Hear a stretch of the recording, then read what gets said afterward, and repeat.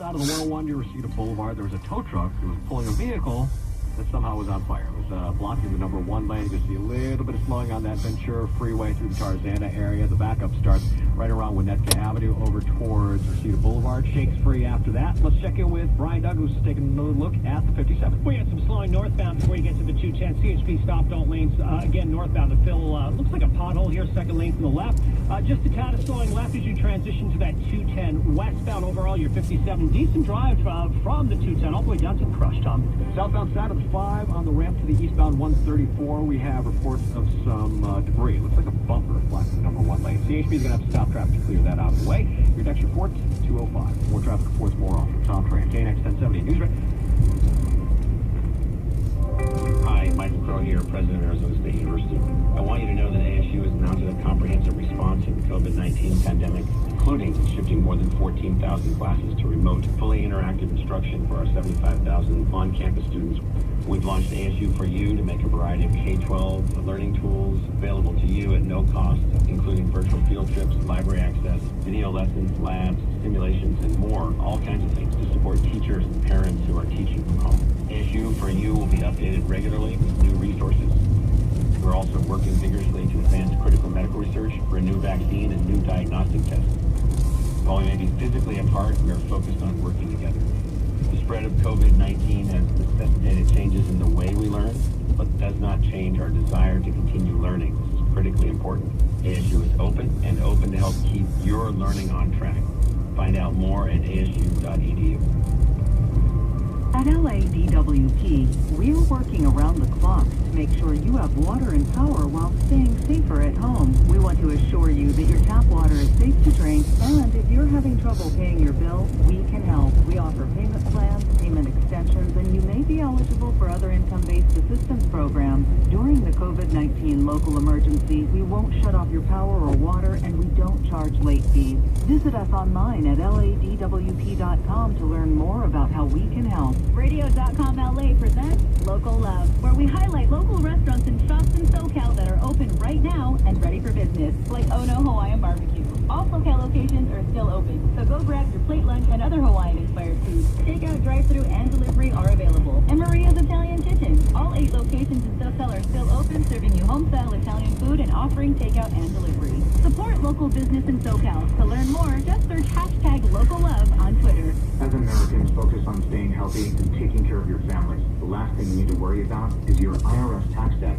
My name is Scott Jusiam. I am the founder of the Tax Defense Group. My employees have been changing the lives of our clients for the last 20 years.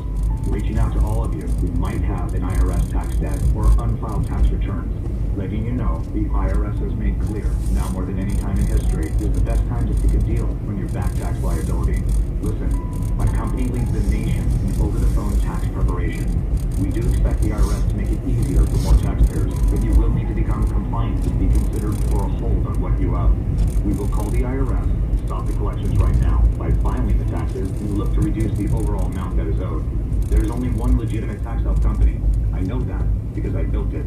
Call 855-TAX-BILL. 855-TAX-BILL. That's 855-829-2455. Homeowners, this should be considered an urgent message if you're considering refinancing or buying a new home. Mortgage rates are at 2.875%, rate 2.937% APR for a 30-year fixed loan. And you need to act now before lending rules change.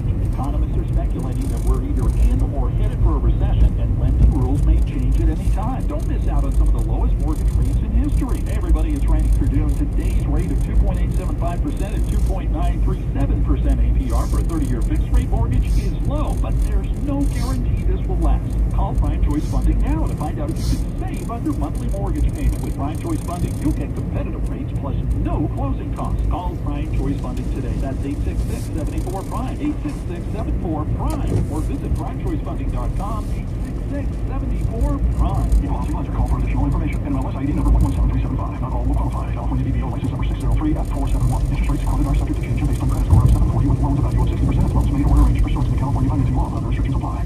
Southern California's only 24-hour local news and traffic station. KNX, KRTH FM HD2 Los Angeles. KNX 1070 News Radio. A radio.com station. Depend on us. It's 2 o'clock. I'm Rob Archer in the KNX 1070 newsroom. In-depth team coverage of the pandemic continues. LA County has seen its biggest one-day jump in coronavirus deaths. Public Health Director Dr. Barbara Freire says 29 more people have died. This brings the total number of deaths in LA County to 198, and unfortunately, our mortality rate has risen again to 2.6%. There now have been more than 7,500 coronavirus cases in LA County. About 15% of the people tested have tested positive, and that percentage is consistently been rising.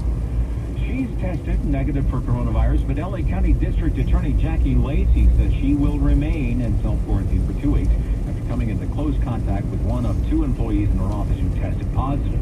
Lacey wrote about it in her monthly newsletter, saying that her office is committed to keeping Los Angeles County safe and helping to stop the spread of the virus. She did not mention the conditions of her 2 employees who had tested positive. Lacey's working remotely, and so are deputy DAs. They've been staffing video arraignments in downtown LA and Pomona.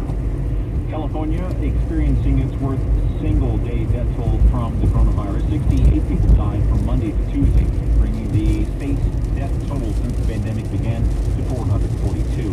In his daily briefing, heard live on KNX, Governor Gavin Newsom detailed what he called a bold new strategy when it comes to obtaining PPE, or personal protective equipment, for doctors, nurses, and other healthcare workers.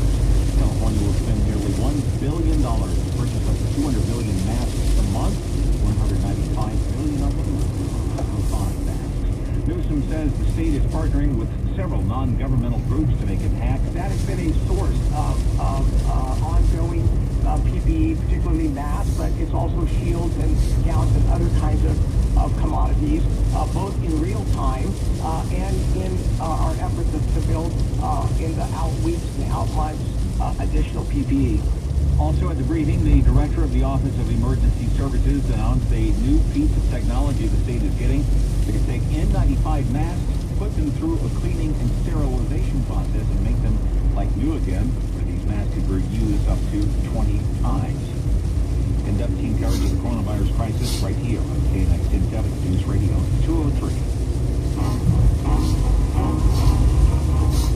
You're listening to KNX In-Depth, along with Charles Feldman. I'm Mike Simpson. And coming up in just a few minutes on In-Depth, it's the end of the road for Bernie Sanders. Finally faced reality that Joe Biden is the presumptive Democratic presidential nominee. Now, Democrats seek to unite their energies toward taking down President Trump.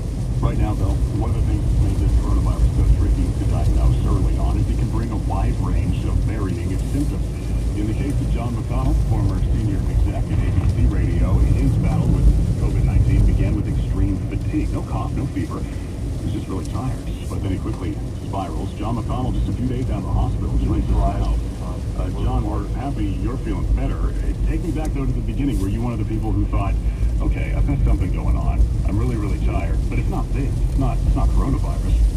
Yeah, I had no expectations that that was what I was feeling, but I was starting to get I was exhausted. I mean, I could hardly even walk for a couple of days, and made the decision to go to an urgent care to see what was up. And they actually saw my diabetes.